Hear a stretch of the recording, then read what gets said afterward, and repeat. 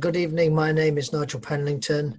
I'm an agricultural engineer who somehow has managed to specialise mainly in sort of farmyard infrastructure, helping farmers meet environmental compliance around things like slurry management and ammonia impacts, as well as tackling ventilation problems in livestock buildings, hence which is today's topic. So let's see where they go. Moving forwards. Right.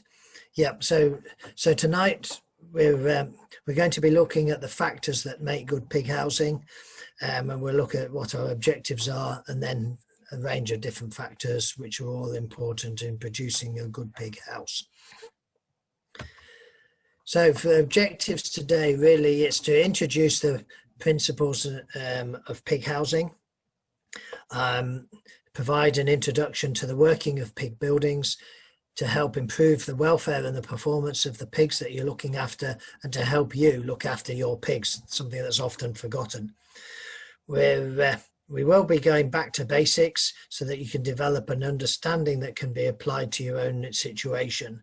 What I won't be doing is saying that what a good pig house should look like. It should look like this or like that.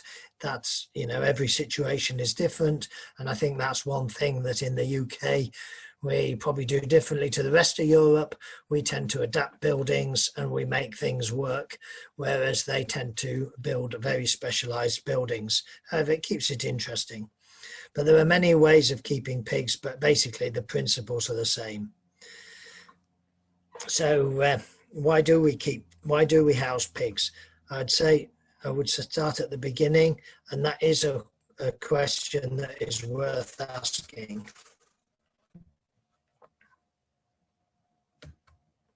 So yeah, why do we house pigs in the first place? Why do we house any livestock, really? And here, you know, there are differences. Pigs are very different animals to other farm livestock, especially perhaps sheep. You know, there are similarities. Both require food, water, fresh air, shelter, and management to make them commercially viable. They breathe out carbon dioxide, moisture, and heat. So, those are important things to remember for later. However, the key difference is, one's a monogastric, one's a ruminant. They have very different coats. And sheep naturally tend to live in the open and can be solitary, but have a herding instinct. However, pigs tend to be inquisitive and social animals. Natural habitat for them is in woodland, which is usually drier, sheltered, low wind speeds, unlike your sheep that live in that, you know, on hillsides. Low wind speeds and low levels of light as well. They're not exposed to bright sunlight very often. They like to nest and burrow for shelter, especially rooting around in leaves, and they love that rooting behavior. And they have distinct areas where they either sleep, they dung, they eat, or they drink. Unlike other farm animals, cattle, sheep, you know, which tend to not be fussed about where they go and do anything in particular. Pigs are very clean animals. So the other thing is that the pigs don't sweat, but they do tend to like to wallow when they need to lose heat. But we can use these traits to create the good pig housing. And that housing can be associated with keeping the animals both indoors or outdoors. Doesn't matter. So if we just have a quick reminder of principles behind all that we have to remember about pig housing or looking after any animals, we have the 5 freedoms, and we need to maintain these and make sure that our housing, whatever it is, or the way that we pen our animals, can meet this. First of all is freedom from hunger and thirst, freedom from discomfort. So that's why we provide them with an appropriate environment which gives them shelter and a comfortable resting area. Freedom from pain or injury or disease. Excuse me. So we have to manage them, we have to look after them, as well as the conditions in their housing or their pens. And that's why it is important to remember about the stock person that's looking after them. We have to remember about providing them with freedom from fear and harm, and giving them good conditions, and freedom to express their normal behavior. So that's, as I say, pigs, they like to root, they like to have separate areas for dunging, lying, eating, etc. And they also like to be in social groups. And those are quite important. And as I said, we would be going back to some very fundamental points. But key as well, and one thing that we mustn't forget is the welfare, the code of practice for the welfare of pigs. This in Wales, your document has just been consulted on, so we're waiting for a revised code to be published. However, it's basically telling you how you can farm complying with the welfare of farmed animals regulations back from 2007. As I said, the consultation ended on the 25th of May and the summary responses has been published. We'll just have to wait and watch and see what the final detail says, but the one in England has already been published and there doesn't seem to be a great deal of difference between them. And we won't have time today to cover everything that's in this code or all the detail, so we won't be dealing with things like flaws, for example, but all that information is in there along with space allowances, etc. And talking about space, feed, water, information is all in there, but pigs need to have space to lie down, to turn, to stand, to move around. As I said, there must be observation, so we need adequate light levels. But within the code, we have to remember that these are minimums for space requirement, feed spaces, drinkers, etc. There's nothing stopping you giving your animals as much space as you like, but these are the minimums and they must be adhered to.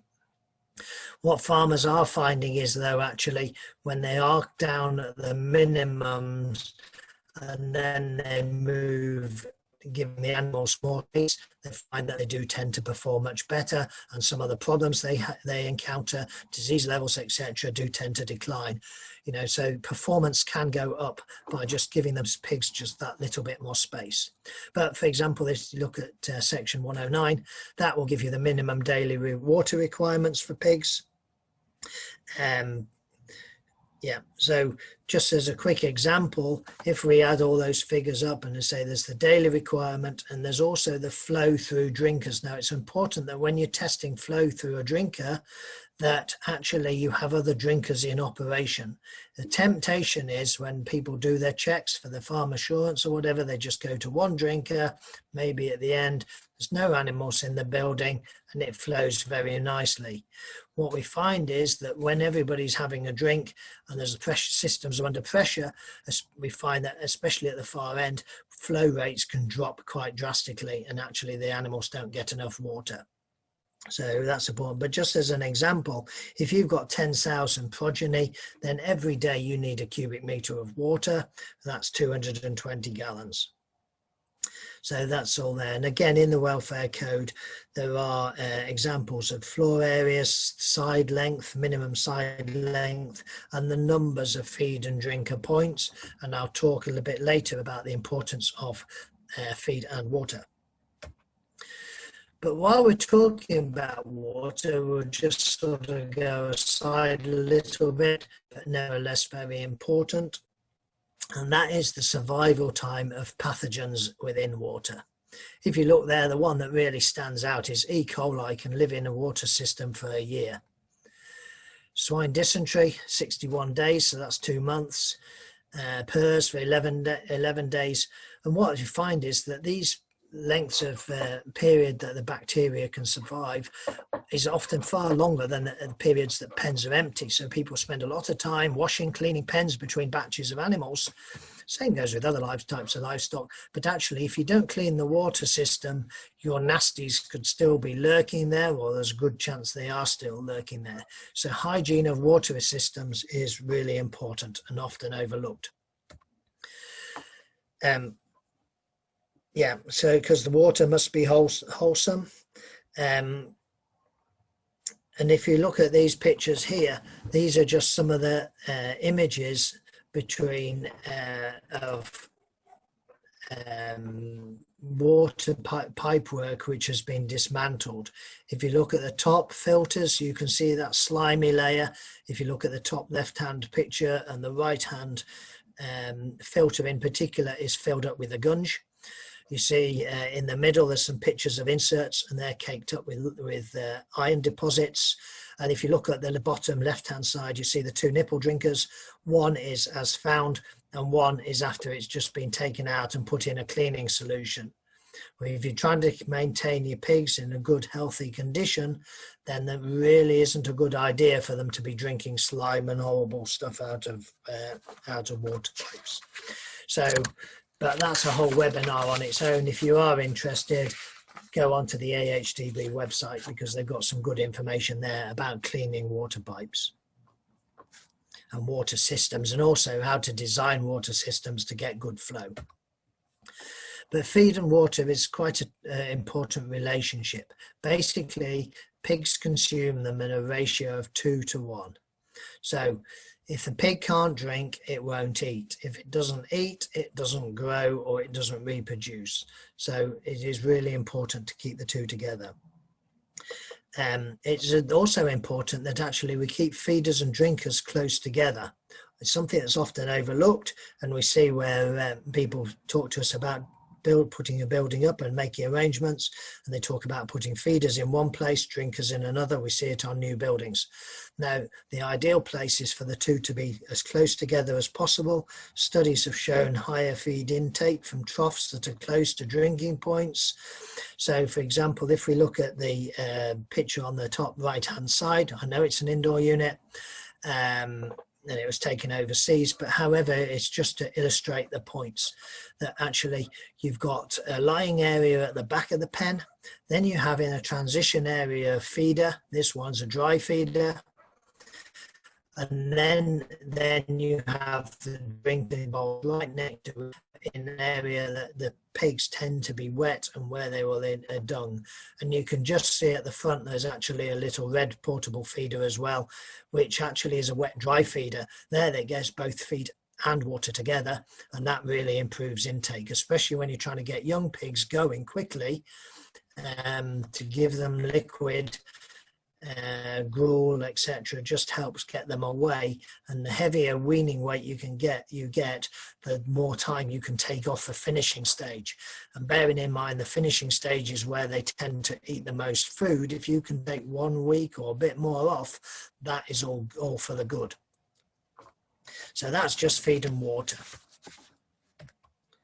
Right, just a little bit of something different here. Just how do you get more pigs in a pen? This has been a Dutch approach to manage it legally when they would change their welfare regulations. And we've got this in this country as well. We have a lot of farmers where productivity has gone up, getting more pigs per sow. You don't want to be splitting litters. Keep family groups together, because that's how the pigs like to be, and you reduce aggression, etc. So one way to get enough more floor space is actually provide them with a balcony. Might look odd, but actually the pigs love them. And you can run these with pigs right up to gilts. So yeah, and there are other features from this pen that you can see. There's an area for them dunging in the middle, but you'll on the back and those back corners, and I'll talk about that as well a little bit later. So dunging behavior. This is really important to try and help keep the pigs clean, keep them healthy. They're not, if they're lying in their own mess, then they're going to pick up, or they're more likely to pick up harmful bacteria, disease, etc. So if you keep them clean, they're healthy. So how do we create dunging behavior? When the pigs first go in the pen, they do like cooler or damper areas. So that's good. So that's something that we do very often. The front of the pen, for example, if it's an open fronted building, we will have that is cooler. You leave that bare, or you clean that out. And the back of the building, so if you look at the picture in the middle, for example, it's nice and warm. There's a shelter over the top, a little ledge to stop the air cold air falling on them, and they've got nice straw, and they can rest there in comfort. And then they'll come to the front, and as they come to the front, they'll move to their feeding, and then they'll move to their dunging. But the same can be achieved in a slatted system. So actually, if you look at the one on the top right hand side, you will see that what they've done there is they've given a bit of steel flooring, which is less comfortable. They don't like lying on it. It's in the corner, and that is there designed to become a toilet area.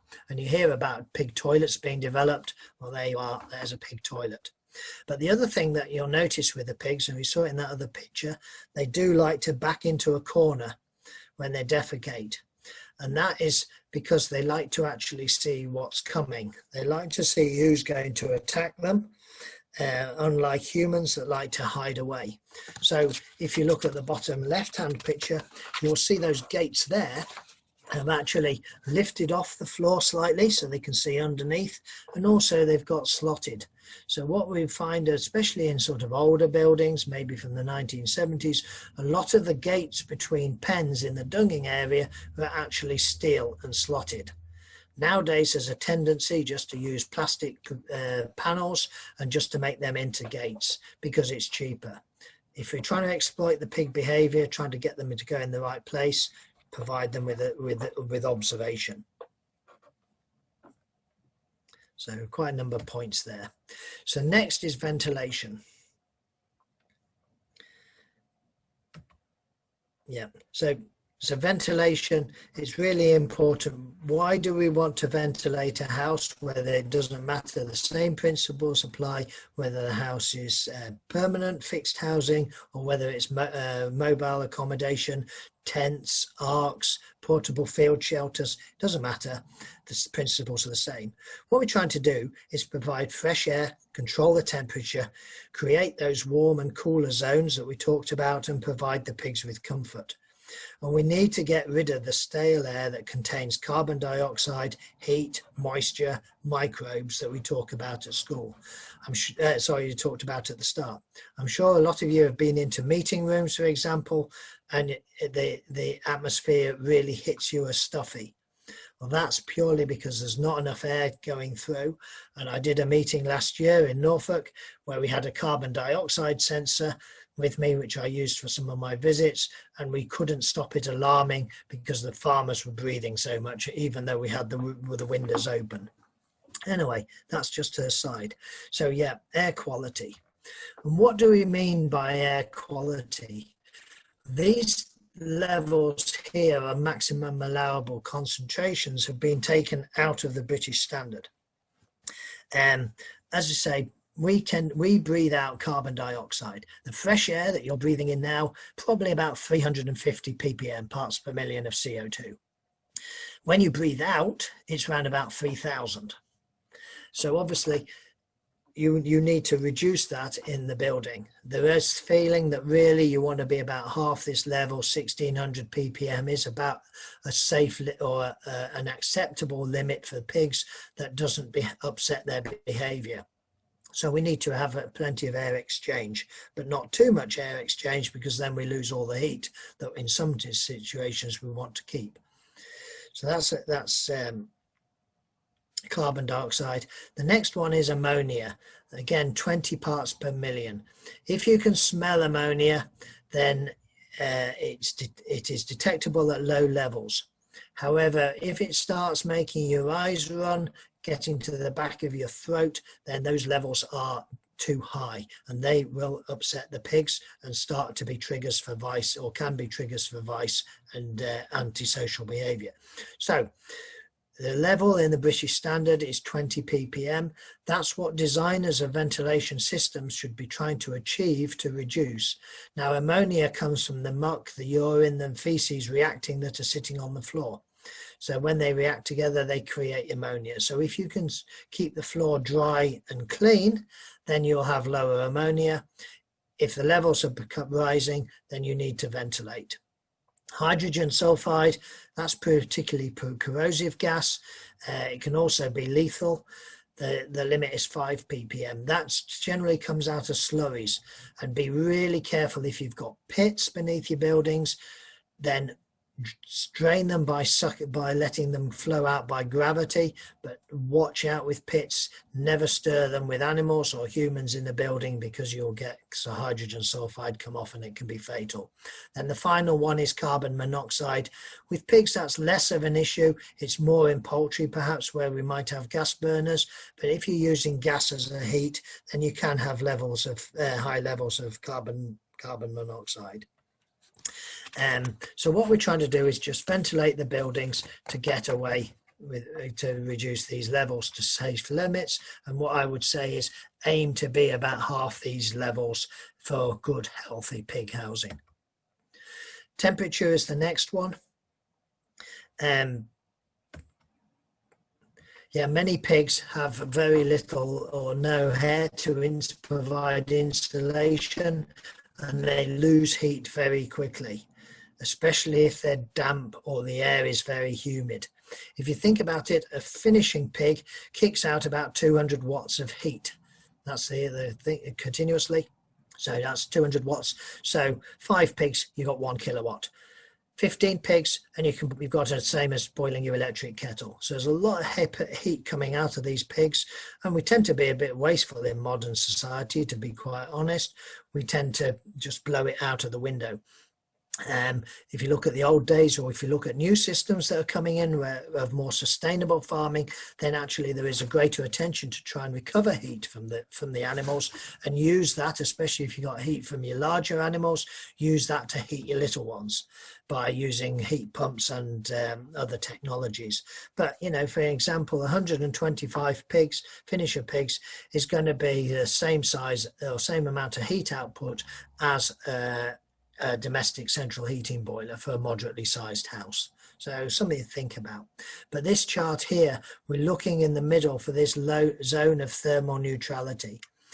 The important thing is to keep the pigs, just like humans, keep the core temperature correct. If it gets too low, then you get hypothermia and we die too hot and you die of heat stress. However, as you move across that graph, then you can see there is an optimum range, which is called the upper and lower critical temperatures, where the pigs are performing the best. To below the lower critical temperature, they are using feed to keep warm. If they're using it to keep warm, they're not using it for production. So aim to keep between those lower and upper critical temperatures. Now, there is an important relationship between feed and temperature, and growth rate and feed intake. So again, if you're in that thermal neutral zone, then they're going to eat better. If you're having good feed intake, good food conversion ratio, then you're getting your best daily live weight gains and your best FCRs. So it's important, again, keep them in that thermal neutral zone. If they get too warm, they stop eating, then they don't grow. Too cold, and again, they will stop eating. Just on the lower end than thermal neutral, then they're using more heat, more feed to keep warm, hence that the slope on that red line in the middle. So optimum, to keep them in the optimum range at all times if you can. And another little point is, pigs do tend to not like the daily temperature fluctuating by more than about 10 degrees. They really like the temperature to be fairly stable. But then if we look at things like floor and airspeed, you know, what does that have effect on a pig?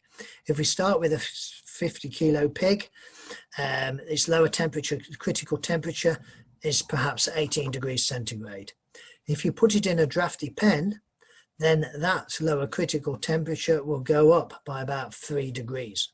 Depends how drafty it is, but you need to keep the pig at around 21 degrees for it to be optimum. That's not so clever. If you bed them on straw, 4 inches of straw, a good layer of straw, they can have a good nest, they've got thermal insulation there, then actually the temperature can be dropped by 5 degrees. So we've gone down to about 13 degrees to be optimum. If we've got too low the stocking density is too low, then because there's not enough heat, they're not generating the heat from each other to keep the building warm. And we do see problems with large buildings where there isn't enough heat being generated from the pigs. Then again, temperature's got to go back up. So we've given them straw, but then it's still too low stocking density. So we've gone up another 3.5 degrees. So we're getting up around about 19.5. However, if we put a lidded cover like we saw on that picture earlier, even if small one, again, we can pull the temperature down because they're creating a little microclimate underneath where they're sleeping. So again, we drop down to 17. If we restrict feed them, then again, to get lean growth, rather than putting on fat, then they need to be warmer.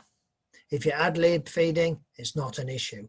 So within this example, we've started at a lower critical temperature, but the house is drafty, the shed's drafty, but we've given them straw. We haven't really got enough pigs in there, especially when they're small, to keep the building warm. We have given them creep areas, but we restrict feeding. So actually, we've now got a lower critical temperature of 20 degrees. So this is really important, just something to remember, that little example.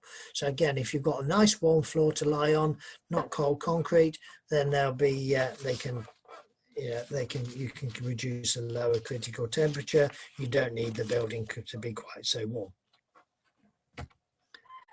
So how do we deliver ventilation? Well, it can either be natural using stack effect, or it can be side to side movement.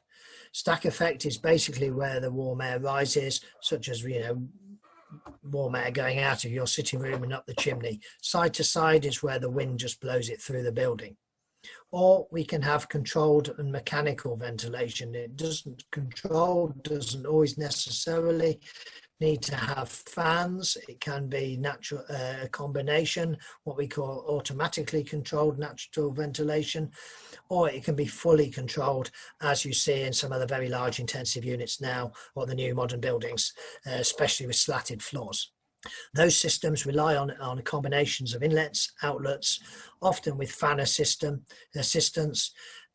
Older ones often could have been positive pressure, where you're blowing air into the building and squeezing it out through the outlets.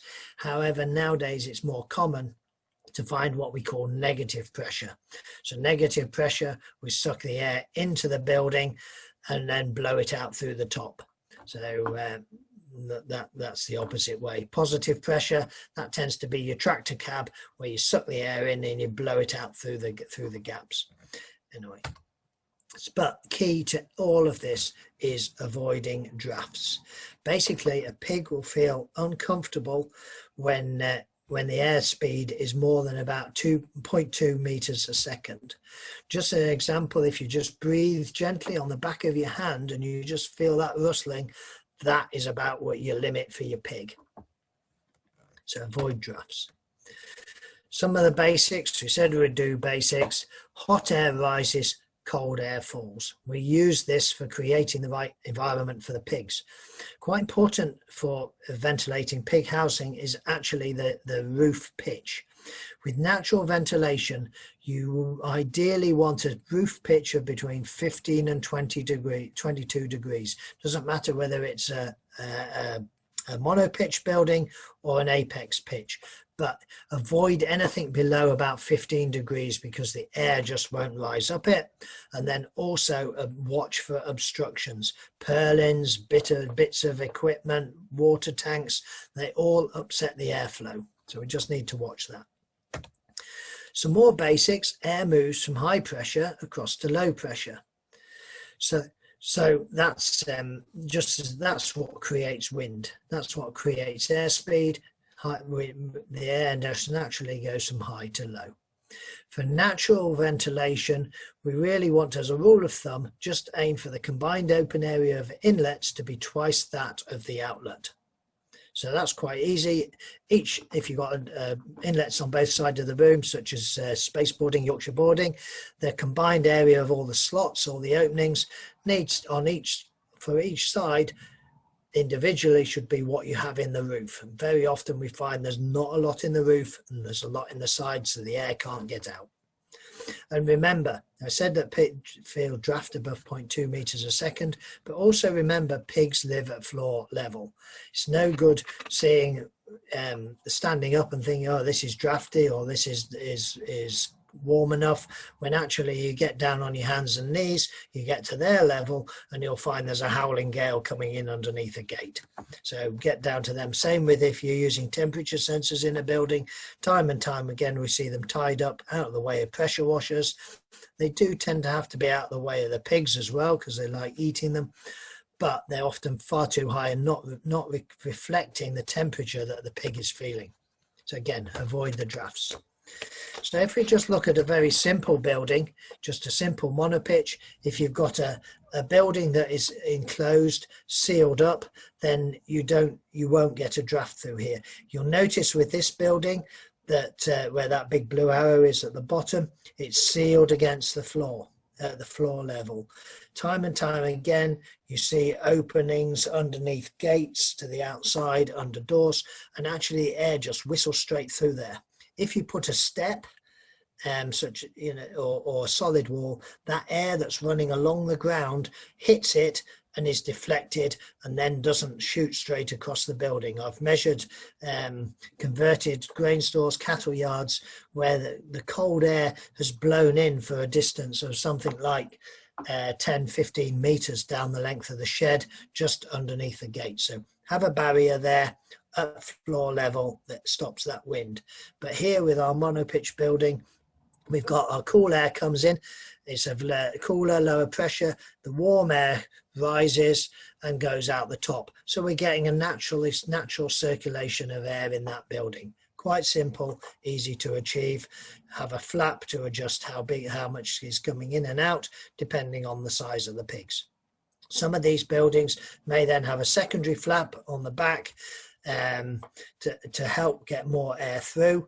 However, if you do that, you need to just have the ratio of them, that the one at the front is slightly more closed than the one at the back, so it just creates that pressure. Here we have a simple side ventilation system of a symmetrical house, where we've got a cold air comes in the side. Because they're very wide openings there, you'll see the air drops down fairly close to the side. Hence, that area would make our dunging area. And then in the middle, where it's warmer and the air's mixed and the heat from the pigs causes it to rise and go out through the ridge. And that's our lying area. Natural ventilation and outlets. This is a big topic. Very often we find buildings with what we call these crown crank ridges. Cattle buildings, time and time again, there's just not enough of them. That's the little fella, the little thing at the top left-hand side. Some pig buildings, they will have one of those for every roof sheet, rather than traditionally where you might have had one or maybe two per bay. Just not enough air gets out through them, if there's just a few of them. But if you look at older buildings, people in the past generations seem to know how to get it right. If you look at that picture, bottom left, you can see plenty of outlets that are not affected by the wind, and they're designed so that cold air can't fall back in, because that is a problem. If you've got a big opening in the top of your house and it's a very cold day, then actually if there's not much pressure coming from the animals of heat rising, or even if there is some, you can still get cold air pouring in and dropping on the animals below. Hence the reason we go to the big picture, which are protected or unprotected open ridges with an upstand. Farmers often ask, is it worth putting the upstand in? Yes, it is. If you look at this picture here, what happens is where you've got the upstand, the air coming over the building is forced up. That creates a suction effect, and it helps pull the air out of the building. If we didn't have those upstands, the air just comes along the building, especially on a cold day, and instead of going up and over, it actually falls down and goes in through the opening, and that's not what we want. So yet the upstands are really important. If they get very wide, then you might have a board down the middle, which is what's known as a protected open ridge. So there's quite a lot of theory to all that. So natural ventilation, again, sizing the inlets and outlets. Here we have a building. It's got what we call space boarding. A lot of people refer to it as Yorkshire boarding. It isn't the true correct name, but you've got a lot of opening. Clearly here, there was not enough air going through the building. So somebody decided to knock a hole in the wall. Fine, but actually the problem is there's not enough outlet. So what we've got there is, yes, in a hot day, maybe they get some nice cool air coming in. Problem is, on a cold day, you get a lot of cold air coming in and they won't want to go to that part of the building and they will make a mess. And as you can see there, that's really in the back corner and we don't want that. You'll notice the gable's been nicely insulated, the roof's been nicely insulated, so that's really helpful for keeping the building cool. What was needed here was actually some more openings in the roof, and the other thing is with the space boarding, the problem we have with pigs is that they grow. Cows grow, cattle grow very slowly. Sheep, cattle, you put them in a building, this body weight stays much the same. We put a pig in a building and it grows. In a very small pig, perhaps going in at 20 kilos, we need a very small opening in our roof, maybe 50 millimeters. Once he's got big, and those pigs are 110 kilos, that opening might have had to increase as much as to 0.5 meter. So that's a big change. So in buildings like this, to get more air in, above that space boarding, actually I'd probably have a flap, have an opening and a flap under the eaves to let more air in, much like a hopper inlet.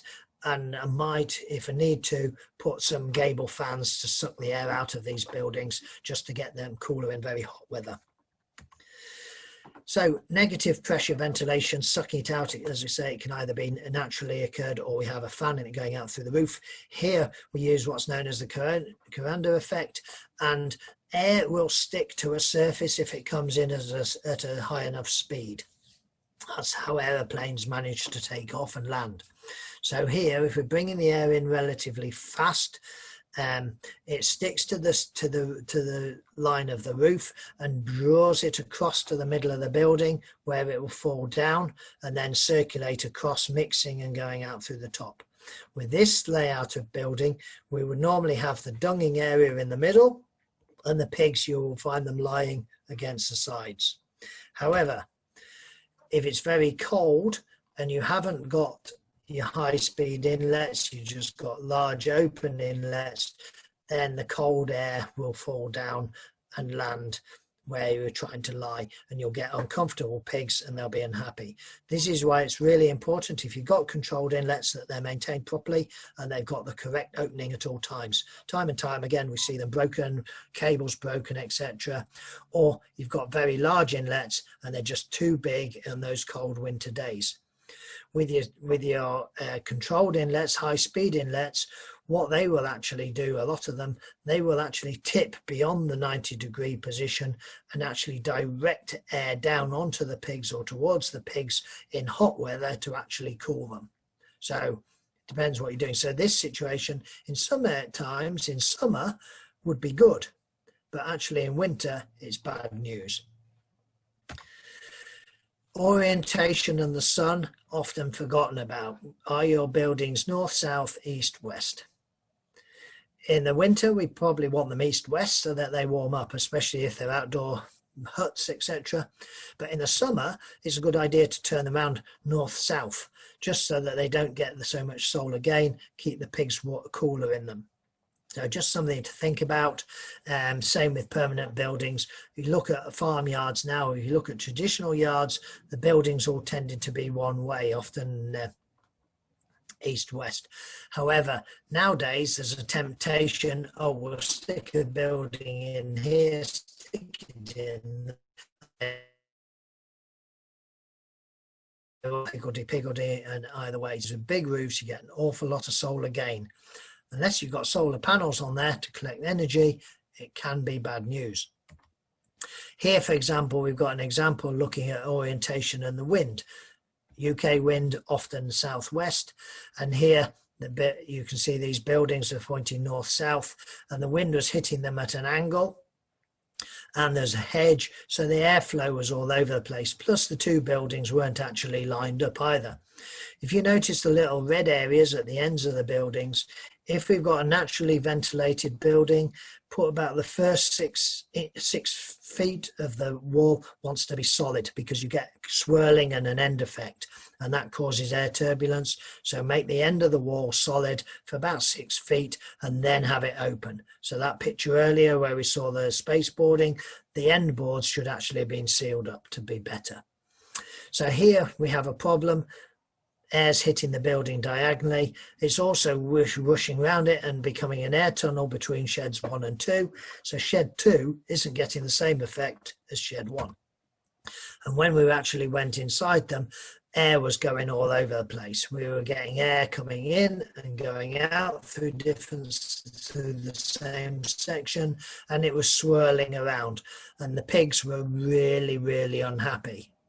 Plus, we tended to get some quite high air speeds. And at the far end, at the north end, the ammonia levels were actually, the carbon dioxide levels were a lot higher than they were at the south end. This is fine. And then the beast from the east hit, which is basically from the bottom of your screen, blew straight in. The poor pigs were frozen to death. So just think about easterly winds, because they're the cold ones. So observing behavior. Yep. If you see pigs huddling like this, they are cold. That's a sign that they're trying to keep warm. Here, there's just not enough area underneath the heat lamp, and they would be better provided with a creep or a heat mat perhaps, but definitely a creep area, something to spread that heat around to make them comfortable. These ones, they're lying nicely on their side, nicely spaced, content and happy. The only problem here, I would say, is that the one at the back is laid right, well, two of them are laid right in front of the feeder. If your friend decides it wants a nibble, then actually they get a bit disgruntled walking over you, and you get disgruntled with them walking over you as well. And that's when we start seeing aggression and advice. So that's why it's really important to put the feeders in the transition area between where they lie and dung, if you possibly can. Here we have all sorts of different things in the pen. Again, but it's an indoor unit, a continental unit, but it just shows all the principles. At the back we have a green floor where it's nice and a bit warmer for them to lie, and you'll notice that above them there's a canopy. That's using those bars on the canopy are water heaters, taking heat out of the slurry from the finisher pigs actually to heat, and that provides them with a nice little microclimate when they're little, and then as they get bigger you lift that up. Then we have the feeder away. We've got a drinker fairly close to it, drinkers at the side, drinkers in the middle of the pen. We've got manipulable material in the little red thing at the front, and they've also got some sacking, so again they can explore, they can root, etc. So we're meeting a lot of their requirements. If we're converting existing sheds, then we just need to remember these principles. Here, for example, we look at this shed, plenty of space. What I'd say is those gates between the different pens, especially towards the left-hand side, I would aim to have some slots in those. At the back, we've got a nice warm lying area. We've got wood, which is a good insulator. The building is it's a mono pitch. I'd say the pitch is possible. Well, it's not a mono pitch. It is an apex building, but it's open on the left-hand side, so the air can come in. The boarding down the middle is well intentioned. Actually, what it will probably end up doing is stopping the air coming in high up and falling more gently. It's a difficult one without going in the building, but I'd probably have that as an adjustable flap rather than a solid flap. It will certainly stop the cold air going straight to the back of the building. So it's a bit of, but in summer you might want that air going back, so I'd have that adjustable. On the right hand side we see an arc that's been put into an existing building.